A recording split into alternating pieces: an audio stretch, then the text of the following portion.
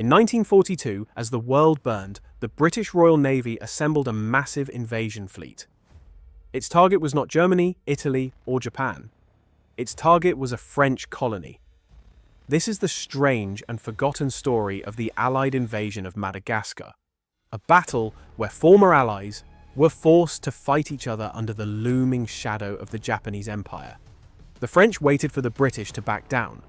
They had no idea a full-scale invasion was just over the horizon. This was one of the most unusual and complex operations of the entire war.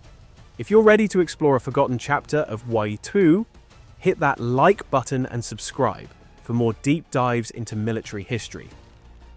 What is the strangest or most unexpected battle you've ever heard of?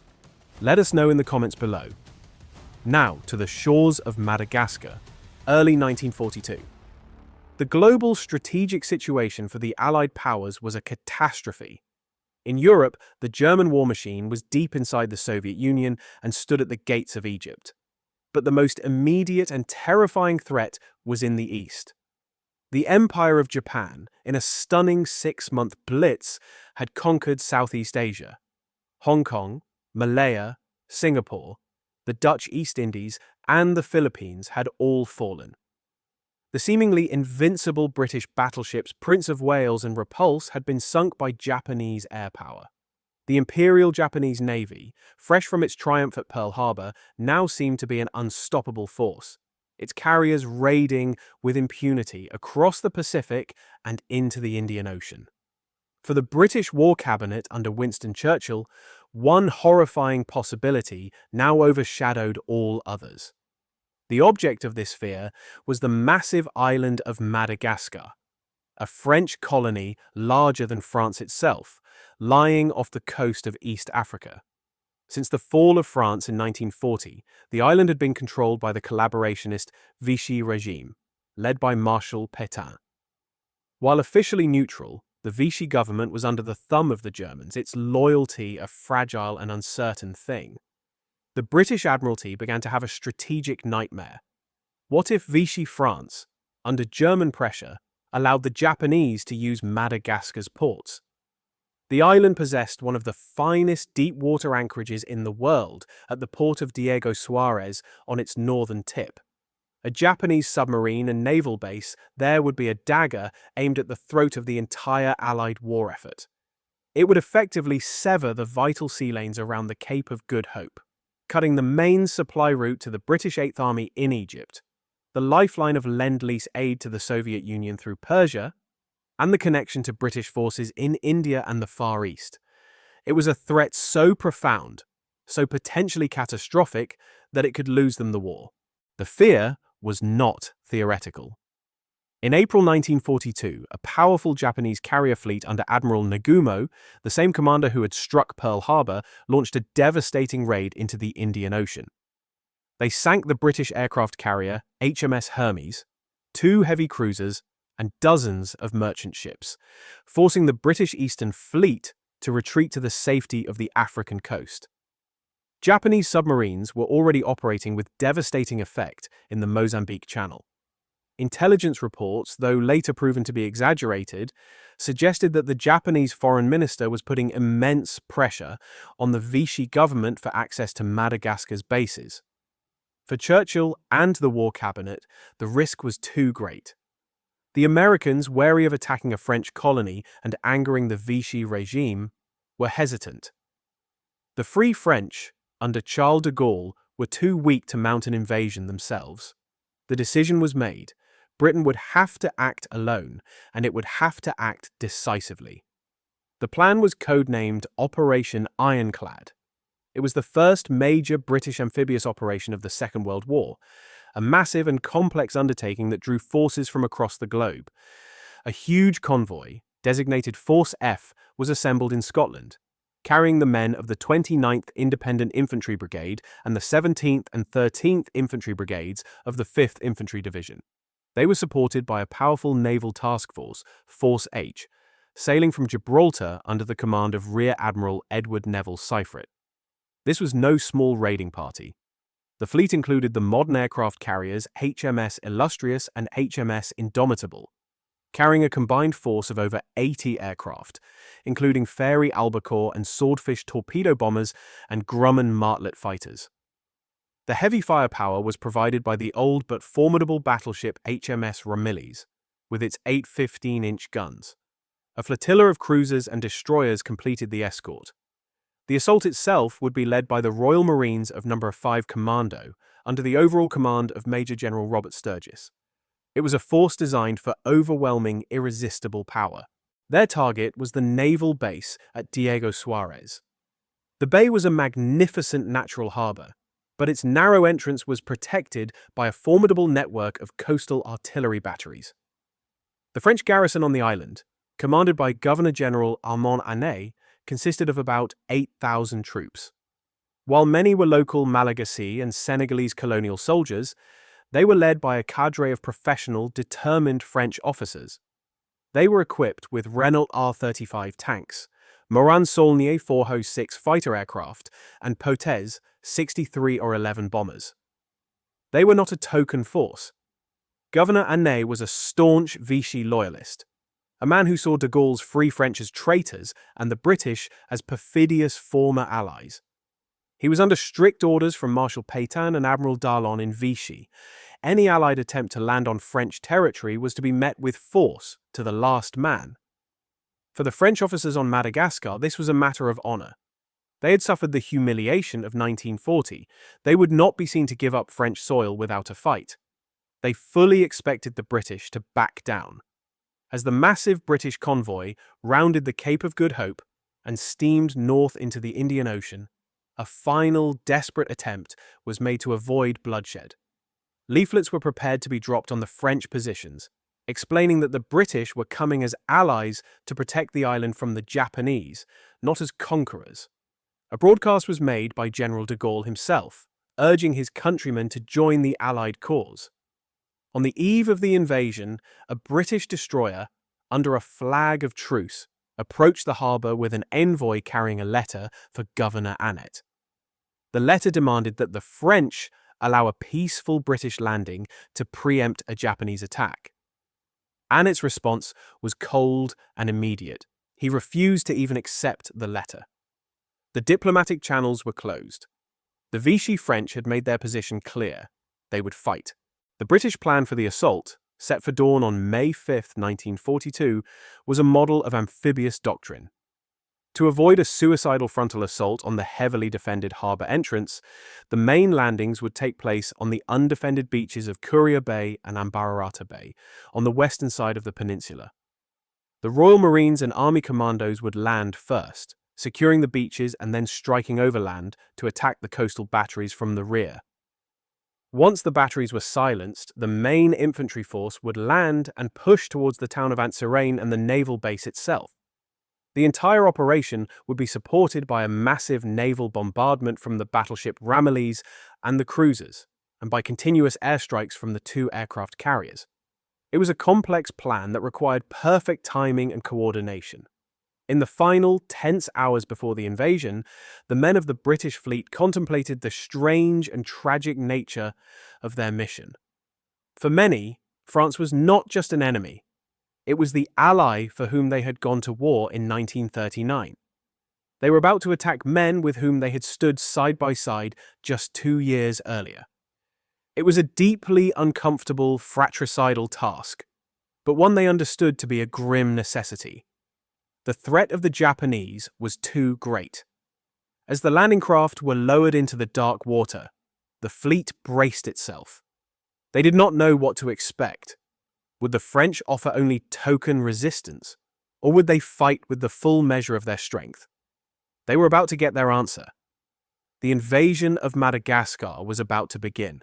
In the pre-dawn blackness of May 5, 1942, the invasion of Madagascar began. The first wave of assault craft, carrying the men of No. 5 Commando and the 29th East Lancashire Regiment, churned towards the dark, silent coastline of Courier Bay. The planners had chosen their landing sites well. The beaches were undefended, and the initial landings were accomplished with near-perfect surprise and almost no resistance. As the commandos secured the beachhead and began their arduous push inland through mangrove swamps and dense scrubland, The second, and far louder phase of the operation was unleashed. The dawn sky was torn apart by the roar of hundreds of aircraft engines. From the decks of HMS Illustrious and Indomitable, flights of Fairey Albacore and Swordfish torpedo bombers, escorted by Grumman Martlet fighters, climbed into the air. Their mission was to paralyze the French defenses before they could even react. The effect was devastating. One group of Swordfish, armed with torpedoes, swept low over the main harbor of Diego Suarez. They found the French armed merchant cruiser Bougainville and the submarine Beauvisier at anchor. Within minutes, both ships were hit. The Bougainville left sinking and the submarine severely damaged. At the same time, the Martlet fighters, the British equivalent of the American F-4F Wildcat, descended upon the French airfield at Arichat. They swept across the runway at treetop level, their 50 caliber machine guns ripping into the parked Morane-Saulnier fighters and Potez bombers. The French pilots and ground crews, scrambling to get their aircraft airborne, were caught completely by surprise. In a single, devastating pass, the bulk of the French air power on the island was destroyed on the ground. The British had achieved complete air superiority in the first 30 minutes of the battle, an industrial-scale neutralization of the enemy's capacity to fight back from the air. With the skies now clear of any threat, the main naval bombardment began. The 15-inch guns of the battleship HMS Ramillies, each barrel weighing over 100 tons and capable of hurling a 1,100-pound shell over 16 miles, began their methodical work. Guided by spotter aircraft, the battleship's salvos rained down on the French coastal artillery batteries that guarded the entrance to the bay. The earth shook with the impact of the massive shells, which were designed to smash through the thickest concrete fortifications. While this overwhelming display of firepower was underway, the British ground troops were fighting their way towards these same batteries from the rear. The commandos and infantry, having landed to the west, had captured the town of Andracarca and were now engaged in a fierce fight for the key French artillery positions at Windsor Castle and the main Diego Suarez battery. The French gun crews, caught between the naval bombardment from the sea and a surprise infantry assault from the land, fought with desperate courage, but were eventually overwhelmed. By late afternoon, the main coastal guns that were supposed to make any seaborne approach suicidal had been silenced. With the coastal defences neutralised, the British commanders expected a swift collapse of the remaining French forces. They believed the capture of the main town and port of Antsirin would be a formality. This was a major miscalculation. The French commander, Colonel Pierre Crabos, had prepared his main line of defence not at the coast but several miles inland. Blocking the main roads to Antsirin was a formidable defensive position, dubbed the Joffre Line. It was a well-sited system of trenches, machine gun nests, and concrete pillboxes, anchored on a series of swamps and hills that created a natural bottleneck. The line was manned by the toughest of the Vichy troops, Senegalese tirailleurs and professional French officers who had no intention of surrendering. As the lead elements of the British 17th Infantry Brigade advanced towards this line, they were met with a storm of accurate and sustained machine gun and mortar fire. The British advance, which had been so swift and successful all morning, ground to a bloody halt. The terrain in front of the Joffre Line was a mangrove swamp, a muddy, treacherous killing field with no cover. The British launched a frontal assault, and it was a disaster. The South Lancashire Regiment, advancing through the swamp, was pinned down and cut to pieces. The Royal Welsh Fusiliers attempted a flanking manoeuvre and also became bogged down under withering fire. The fighting was intense and personal. The Senegalese soldiers, renowned for their ferocity, launched a series of bayonet counterattacks that drove the British back. For the first time, Operation Ironclad was in serious trouble. The swift surgical amphibious operation had devolved into a brutal attritional slog, reminiscent of the First World War. The British were suffering heavy casualties and making no progress. The Vichy French were fighting with a determination that no one had expected. As night fell on May 6th, the situation was a stalemate. The British commanders were faced with a grim choice: continue with costly frontal assaults against a well-prepared enemy, which could take days and cost hundreds of lives, or find another way. Major General Sturgis and Rear Admiral Seifert settled on a plan of breathtaking audacity. It was a high-risk gamble that would either break the stalemate instantly or end in catastrophe. The plan was to bypass the Joffre Line entirely by sea. They would send a single destroyer, packed with Royal Marines, on a suicide run directly into the main harbour of Anse-Sereine, which was still heavily defended by machine gun posts and smaller shore batteries. The destroyer, HMS Anthony, was ordered to steam at full speed through the narrow, winding channel in the dead of night, land 50 Royal Marines directly onto the main port jetty, and create chaos in the French rear area.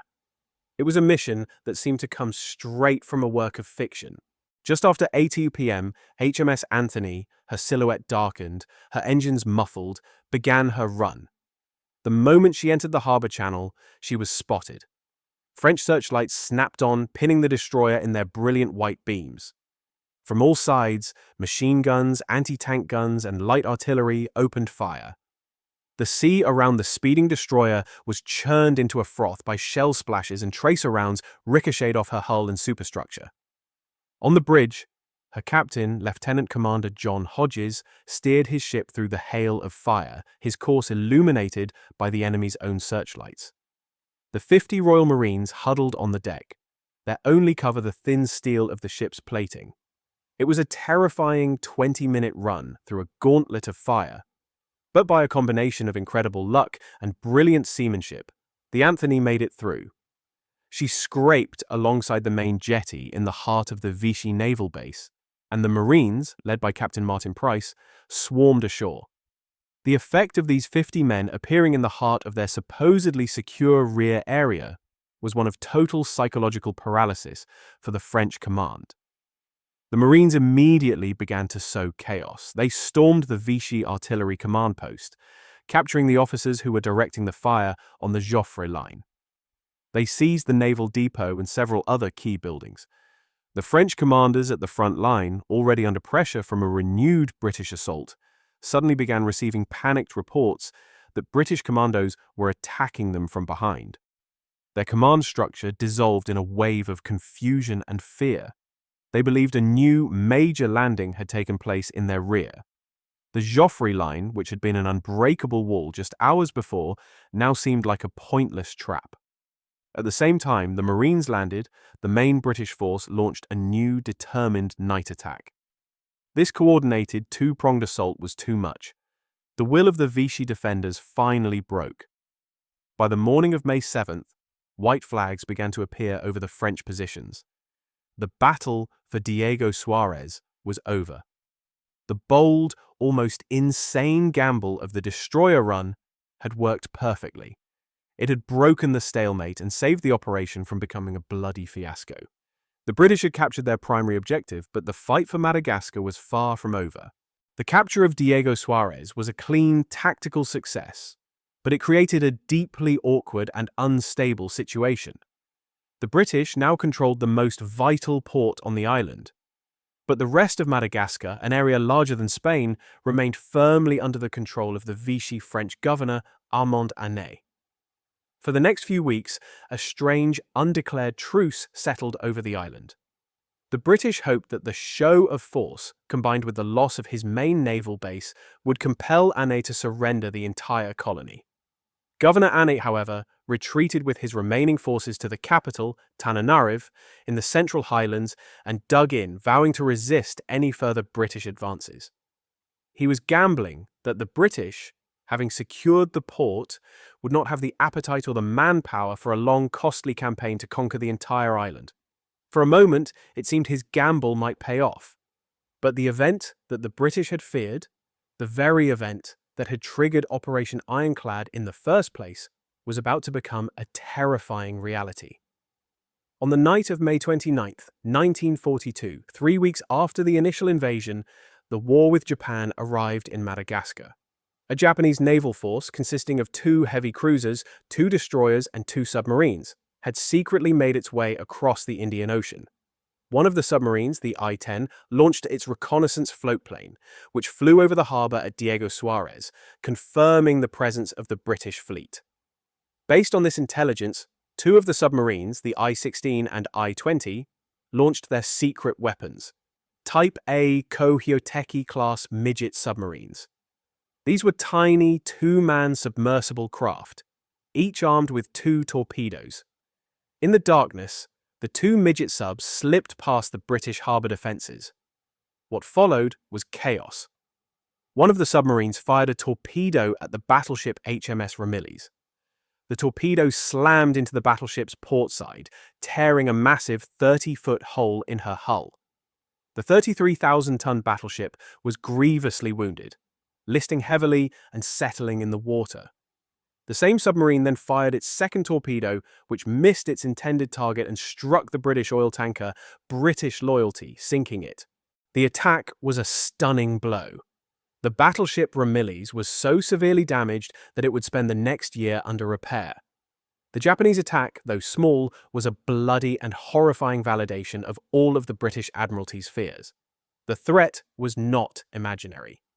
The Japanese Navy did have the range, the capability, and the intent to operate in the Indian Ocean and use Madagascar's ports. Operation Ironclad was no longer a questionable act of aggression against a former ally. It was now a prescient and absolutely necessary act of strategic self-defense. The attack hardened British resolve. Governor Annet's refusal to surrender was no longer a political problem. It was an unacceptable military risk. The entire island had to be brought under Allied control, and it had to be done quickly. This led to the second, and largely forgotten, phase of the Battle for Madagascar. For 3 months, a political stalemate ensued as the British, preoccupied with other fronts, tried to negotiate a handover of the island. Annet, encouraged by the Japanese attack and still loyal to Vichy, refused. In September 1942, the British launched a new series of amphibious landings, this time aimed at capturing the rest of the island. This was the beginning of the scramble for Madagascar. On September 10th, the 29th Brigade landed at Majunga, the island's second-largest port on the west coast. This time, the Vichy resistance was lighter, and the port was secured quickly. From Majunga, the Allied forces, now bolstered by the King's African Rifles and troops from South Africa and Rhodesia, began a long, arduous push inland towards the capital, Tananarive. This was not a swift blitzkrieg. It was a grueling, slow-motion campaign, fought over hundreds of miles of terrible roads and difficult terrain. The Vichy French forces, though outnumbered, fought a skillful and determined delaying action. They blew up bridges, set up ambushes in the hills, and forced the Allied columns to fight for every town and every river crossing. The campaign became a race for the capital. A flying column of armoured cars and motorised infantry from the King's African Rifles was formed to make a dash for Tananarive. They advanced with incredible speed, covering over 200 miles in 2 days, finally reaching the outskirts of the capital and forcing its surrender on September 23rd.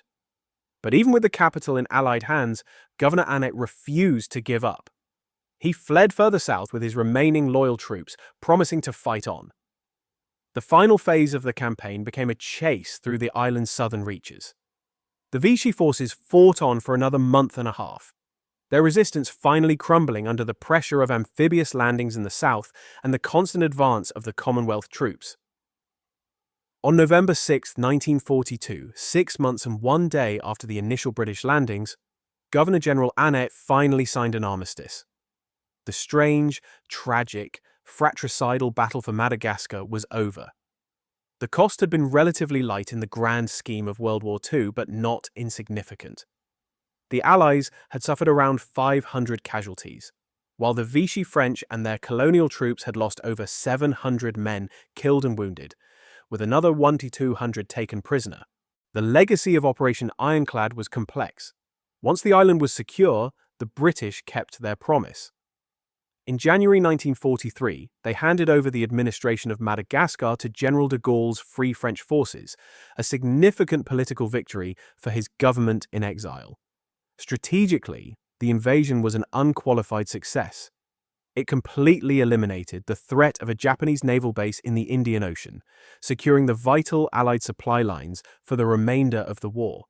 It was also a crucial testing ground for amphibious warfare. The lessons learned at Madagascar about coordinating naval bombardment, air support, and ground landings were invaluable and were incorporated into the planning for the much larger and more famous amphibious operations to come, from Operation Torch in North Africa to the D-Day landings in Normandy. In the end, the Battle of Madagascar stands as one of the strangest but most strategically pragmatic campaigns of the war. It was a conflict born of a terrifying what-if, a ruthless calculation of risk that forced former allies into a bloody confrontation. The Vichy French, bound by a tragic code of honor and loyalty to a defeated government, waited for the British to back down, believing they would not dare to attack French sovereign territory. This was their final, fatal miscalculation. They failed to understand that in the desperate global struggle of 1942, the old rules of diplomacy and colonial prestige no longer applied. The Allies were fighting for their very survival, and they would not allow a point of honor in a distant colony to jeopardize the entire war effort.